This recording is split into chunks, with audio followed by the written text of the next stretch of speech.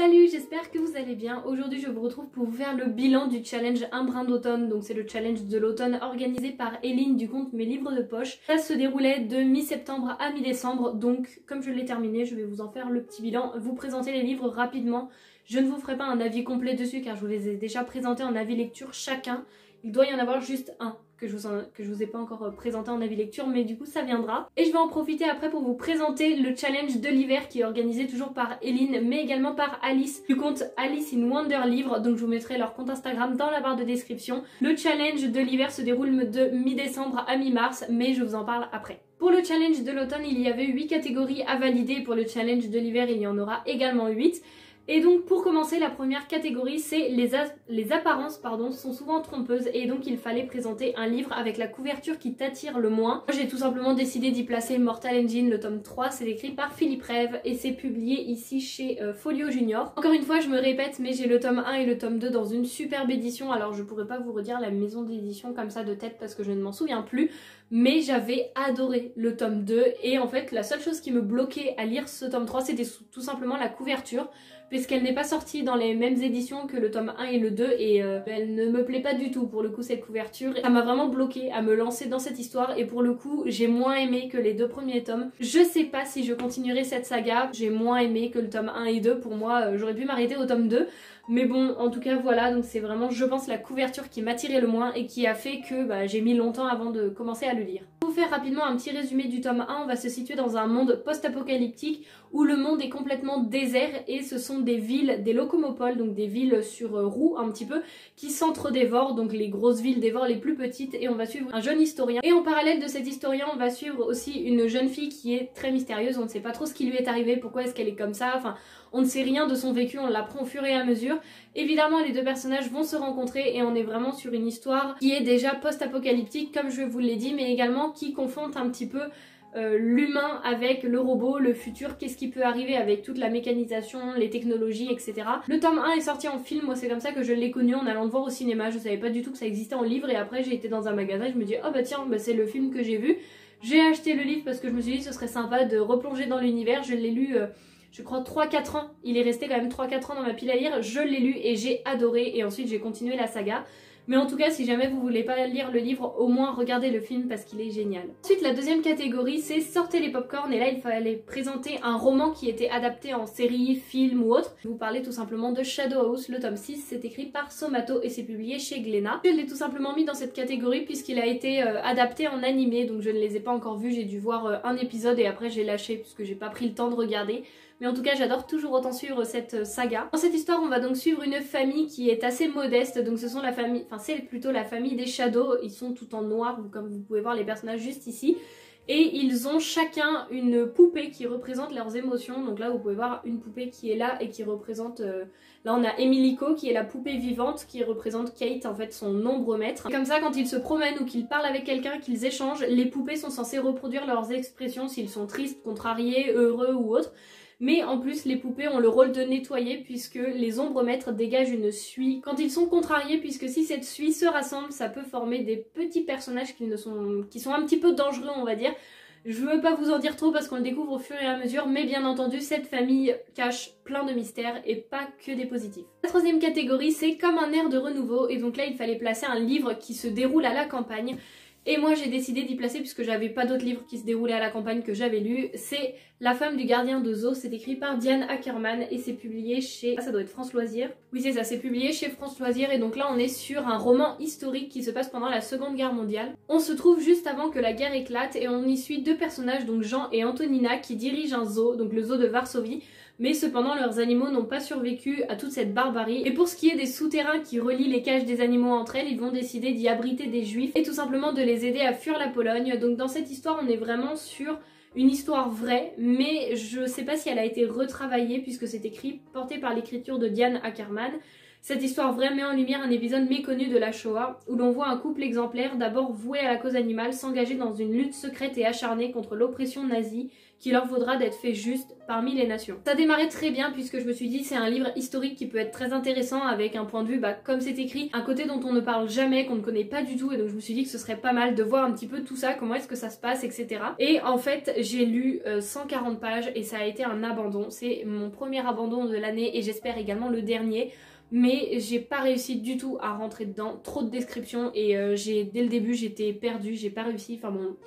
Voilà, je vous en parlerai plus dans le prochain avis lecture puisque là pour le coup je vous l'ai pas encore présenté, c'est le seul livre que je vous ai pas encore présenté, mais vraiment j'ai pas du tout accroché, je trouve que c'est assez dommage, mais je pense que c'était pas quelque chose qu'il me fallait à ce moment-là et donc ça ne l'a pas fait pour moi. La quatrième catégorie c'est plus on est de fous, plus on rit, et donc là c'est tout simplement une lecture commune, c'est la seule lecture commune que j'ai fait et donc c'est Les Chroniques de l'érable et du cerisier, le tome 2, c'est écrit par Camille Monceau et c'est publié chez Gallimard Jeunesse. Si vous n'avez pas vu passer ce livre, ce qui m'étonnerait quand même beaucoup puisqu'on en entend énormément parler et je vous l'ai déjà présenté plusieurs fois, que ce soit dans des book hauls, dans des avis lecture, et je vous ai parlé du tome 1 aussi avant, mais on va suivre un enfant qui a été abandonné, qui se nomme Ichiro, il va vivre avec son maître et une troisième personne, il va vivre reclus dans des montagnes et il va vivre au fil des saisons, il ne connaît aucun autre enfant, il n'échange avec personne d'autre, il n'a jamais été à la ville, il ne connaît absolument rien du monde extérieur, et par une terrible nuit, Ichiro va voir son destin complètement basculer et il va devoir tourner le dos à son passé pour affronter son destin. Je reprends, je crois, les mêmes phrases que le résumé du tome 1, mais je vous l'ai tellement fait que je pense qu'il y a certaines phrases que je connais par cœur. Autant le tome 1 que le tome 2, les deux ont été des énormes coups de cœur. Franchement, j'ai adoré cette saga. Pour moi, je pense que ça va être une très très bonne saga. La plume est extrêmement originale, elle est fluide, elle est douce, elle l'emmène, enfin... Je pense que pour ce livre, il y a soit des coups de cœur, soit des grosses déceptions, mais j'ai vu les deux en fait, mais pas d'entre-deux, vous voyez. C'est soit on adhère totalement, soit on n'accroche pas du tout, et pour le coup, moi, ça l'a vraiment fait. Donc voilà, je veux pas vous en dire beaucoup plus pour pas que cette vidéo soit trop longue, puisqu'après il faut quand même que je vous présente l'autre challenge, mais en tout cas c'est vraiment une lecture que je peux que vous recommander parce que je l'avais adorée. La cinquième catégorie c'est La gourmandise est un vilain défaut, et il faut que je vous présente un livre sur le thème de la nourriture. Donc je n'avais pas de livre réellement centré sur le thème de la nourriture, mais j'ai décidé d'y placer Un joyeux non-anniversaire. C'est écrit par Lise Braswell et c'est publié chez Hachette Heroes, donc c'est le Twisted Tale de Alice au Pays des Merveilles. Et je pense que on a quand même des références à la nourriture, notamment dans le dessin animé avec mangez-moi, buvez-moi, les potions, tout ça, et la grande tablée avec le thé, quand ils prennent le thé, etc. On a peut-être moins la référence à la nourriture là-dedans, mais quand même. Pour le résumer, c'est juste, et si Alice était très en retard pour sauver le pays des merveilles, et pour ce qui est de mon avis, je vous en ai déjà parlé récemment dans l'avant-dernier avis lecture il me semble, mais ça a été une lecture que j'ai bien aimé découvrir, mais qui reste assez mitigée pour moi. Pour ce qui est de la 7e et avant-dernière catégorie, il s'agit de Égalité homme-femme, donc il faut que je vous présente une autrice, enfin un livre écrit par une autrice avec un personnage principal masculin, et donc là j'ai tout simplement décidé d'y placer Ce monde qui est le mien. C'est écrit par Jen Kalunita et c'est publié chez Hachette Heroes. Il s'agit du Twisted Tale. Faut que j'arrête de vouloir parler trop vite parce que j'y arrive pas. Il s'agit du Twisted Tale de Hercule, c'est Et si Mégara pouvait rejoindre l'Olympe. Je vous en ai parlé dans le dernier avis lecture, je crois. Oui, je vous en ai parlé dans le dernier avis lecture, donc si vous voulez en savoir plus, vous pouvez aller voir la vidéo.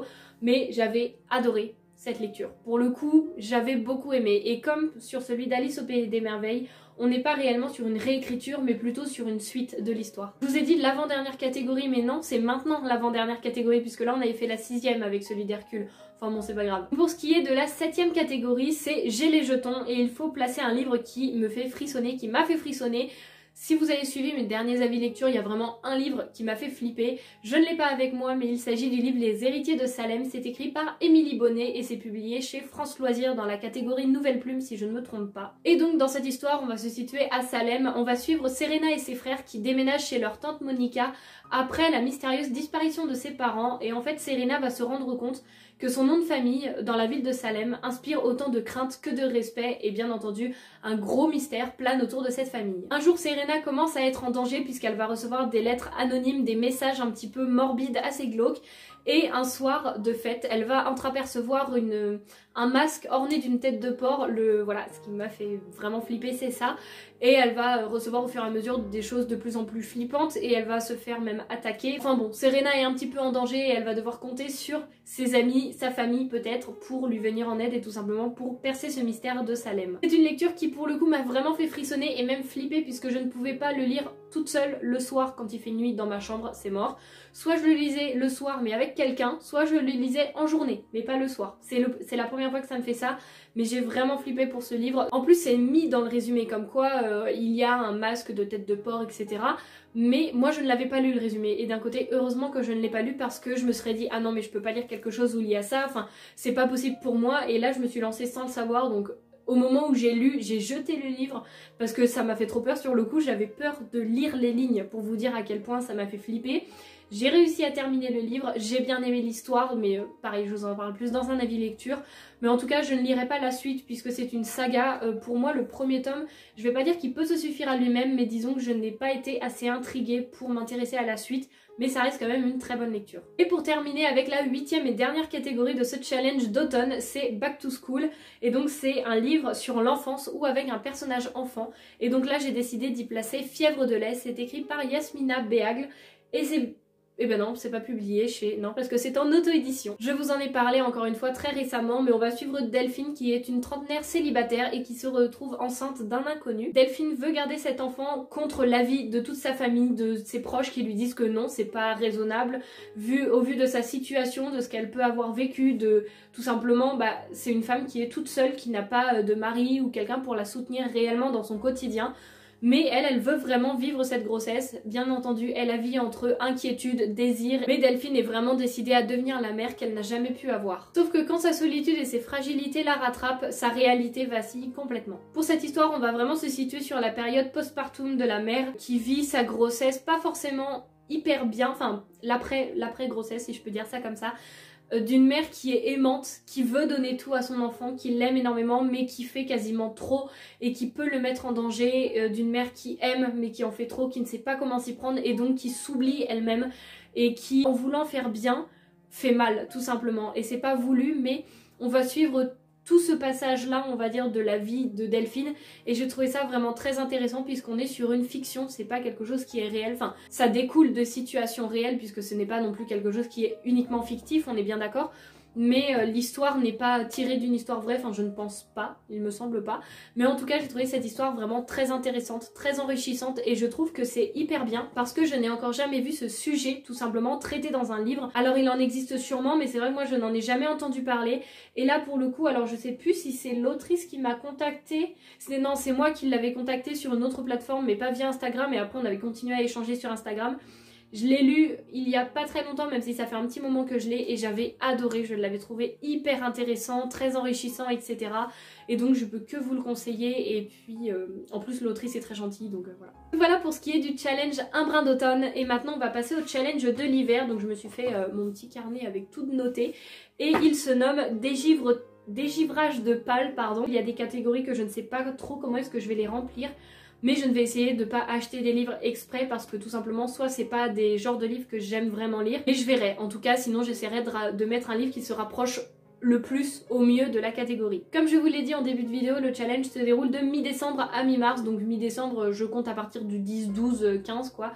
À peu près, puisque de toute façon je sais même pas si les premiers jours je vais avoir un livre qui va rentrer dans cette catégorie, mais en tout cas si j'en ai un, bah je le mettrai. On va tout de suite commencer, il y a 8 catégories et la première c'est Un baiser sous le gui, et donc là il faut lire une romance de Noël. Et déjà cette catégorie là je suis un petit peu en difficulté puisque je ne lis pas du tout, mais alors pas du tout de romance.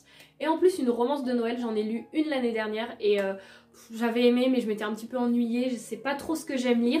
Donc je me dis si j'arrive à lire la romance que j'ai placée dans ma pile à lire d'hiver, je vous la représente pas là parce que je pourrais vous présenter plein de livres que je pourrais mettre dans chaque catégorie, sinon à chaque fois on va pas s'en sortir. Là je vous présente juste vraiment les catégories qu'il y a. Mais en tout cas si je lis une romance ou quelque chose qui se passe dans la neige avec la famille ou autre, si ça peut rentrer on va dire dans la catégorie, j'essaierai de caler ce livre. La deuxième catégorie c'est L'abominable homme des neiges, et donc là il faut placer une histoire à vous glacer le sang. Pareil, je sais pas encore, peut-être que je vais placer un Stephen King ou un thriller ou un livre un peu d'angoisse ou je sais pas trop, je sais pas pour l'instant. Je vous dis, j'ai juste noté, j'ai pas encore réfléchi quel livre je pourrais placer, je vais pas me faire vraiment une pile à lire, là je vais plutôt lire ce que j'ai envie et noter après si ça peut rentrer dedans. En tout cas, je sais pas encore ce que je vais y placer, mais peut-être, comme je vous dis, un Stephen King, un thriller ou quelque chose comme ça, mais on verra. Troisième catégorie, c'est Le Père Noël remonte le temps, et donc là il faut placer un livre qui se passe dans une époque qu'on affectionne. Donc moi pour l'instant je sais pas encore, donc ça peut être un livre historique ou même un livre de fantasy qui se passe par exemple en 1800 et quelques. Je pense notamment au livre Le Paris des merveilles puisqu'il se passe à Paris, mais il me semble en 1800 et quelques. Je sais pas exactement quelle époque, mais au 19e siècle. Donc là, pour le coup, je pense que je peinerai pas trop à trouver. Il suffit juste que ça se passe pas au 21e siècle. Enfin si, parce que si c'est une époque qu'on affectionne et que ça se passe actuellement, ça peut être ça. Donc je pense que vraiment, on peut mettre un peu tous les livres, mais il faut quand même ne pas tricher et mettre une époque qu'on aime bien dans cette catégorie. La quatrième catégorie, c'est Orgueil et Tasse de thé. Et donc là, je sais pas si ça se voit un petit peu, mais il faut lire un classique. Alors moi j'en ai plusieurs dans ma pile à lire. J'ai Le meilleur des mondes de Aldous Huxley, enfin je dis j'en ai plusieurs mais je crois que j'en ai que 2 en fait. Et j'ai également Les 4 filles du docteur March de Louisa May Alcott. Moi j'ai ces 2 classiques là, après à voir si j'en ai un autre qui arrive entre temps, je ne sais pas. J'en ai plusieurs aussi sur ma liseuse qui est juste là. La cinquième catégorie qui je pense va être très simple pour moi à remplir, après tout dépend ce que vous avez l'habitude de lire et les genres que vous aimez lire, c'est Lorsque l'imaginaire frappe à votre porte, et là il faut tout simplement lire un livre d'un univers fantastique. Je pense que pour moi ça va pas être trop compliqué, pareil je peux pas vous donner d'exemple parce que ce serait à peu près toute ma pile à lire. Ça peut être des réécritures de contes, des livres de fantasy, fantastique, je pense que j'ai de quoi faire. Maintenant la sixième catégorie c'est Quand vos rêves deviennent réalité, et donc là il faut lire un livre d'un auteur ou d'une autrice qu'on a déjà rencontré ou alors qu'on aime beaucoup, donc moi ça va être vite fait puisque je n'ai rencontré aucun auteur et j'aimerais bien, hein, parce qu'il y a plein d'auteurs que j'aimerais rencontrer, je pense comme tout lecteur. Mais bon, voilà, pour l'instant, je vais me contenter de lire un livre d'un auteur que j'adore. Donc, je pourrais pas encore vous donner d'exemple puisque j'ai pas vraiment fouiné dans ma pile à lire. Mais je pense que je peinerai pas à trouver. La septième et avant-dernière catégorie, c'est Une image vaut 1000 mots. Et donc là, il faut tout simplement lire un livre avec des illustrations. Donc ça peut être un roman avec des illustrations, ou je pense à un roman graphique, une BD, un manga ou quelque chose comme ça. Donc là, encore une fois, c'est vraiment très vaste et je pense qu'on peut caler facilement un livre dedans. Et puis, même si voilà, on n'a pas l'habitude de lire des romans graphiques ou quelque chose avec des illustrations, il suffit qu'il y ait une carte ou des choses à chaque début de chapitre, dans les en-têtes de chapitre. Je pense que cette catégorie peut être facilement validée. Et pour terminer avec la huitième et dernière catégorie, et là quand j'ai vu ça, ça m'a fait rire parce que le titre j'aime bien, c'est Qui a tué Petit Biscuit? Et donc là il faut lire une enquête de Noël. Alors, est-ce que j'ai des enquêtes dans ma pile à lire? Je n'en sais rien. Est-ce que j'ai des enquêtes de Noël? Non. S'il y a une enquête et que ça se passe en hiver, j'essaierai de la caler dedans, mais pareil, je ne suis sûre de rien, donc essayez d'y mettre un livre qui se rapproche dedans. Enfin, je sais pas trop encore comment je vais me débrouiller, mais je verrai bien au fur et à mesure du challenge. Voilà pour ces 8 catégories et ce challenge de l'hiver qui se nomme, je vous le répète, Dégivrage de pâle. Je trouve toujours les noms que Eline, et puis après quand elle fait avec quelqu'un d'autre, les noms qu'elle trouve à ces challenges, je trouve ça toujours hyper sympa. D'ailleurs, pour ce challenge de l'hiver, si on arrive à placer un livre par catégorie, donc à vraiment remplir toutes les catégories, on va pouvoir participer à un concours et peut-être remporter un livre de notre wishlist. On va dire il y a quelque chose un petit peu du challenge avec une clé à la fin de pouvoir participer et je trouve ça hyper sympa. En tout cas, vous aurez beaucoup plus de détails sur leurs chaînes respectives, enfin sur leurs comptes respectifs. C'est pour ça que je vous dirige après sur leur compte Instagram si jamais ça vous intéresse, comme d'habitude en barre de description. J'espère que cette vidéo vous aura plu, que peut-être ça vous aura donné envie d'y participer, des envies de lecture, que vous aurez passé un bon moment. Et puis moi je vous dis à la semaine prochaine pour la nouvelle vidéo. Salut!